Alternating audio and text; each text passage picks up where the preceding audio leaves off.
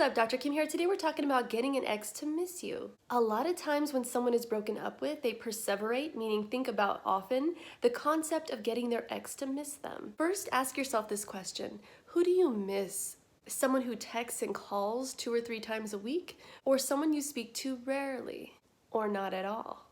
We typically miss what is scarce to us, meaning not readily available. When we can predict someone's behavior, it makes us not miss them as much. When things are good and you're actually in a stable relationship with them, yes, consistency is excellent. But when someone's been taken for granted, they often want someone else to miss them, so that's when you have to be more scarce. And that is basically the reason why people go no contact after a breakup.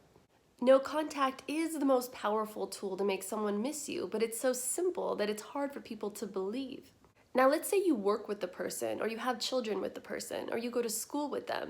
That can pose a problem with going no contact fully, but the way that you go about no contact in that situation is to make it obvious that you're doing as little contact as possible. If you're the one that's been broken up with and it's been a little bit of time since the person's contacted you, you don't need to be so quick to get back to them right away if they do reach out.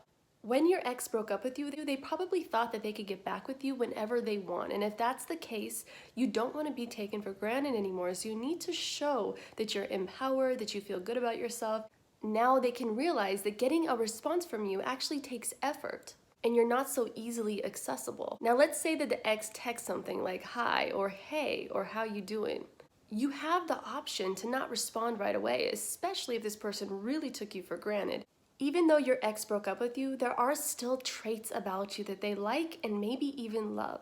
When they realize that you're not so easily accessible and they start questioning of whether or not you'll ever contact them, that's when they start to miss you, and that's when they could possibly have some interest. If and when you do interact with them, make sure that it's a positive experience.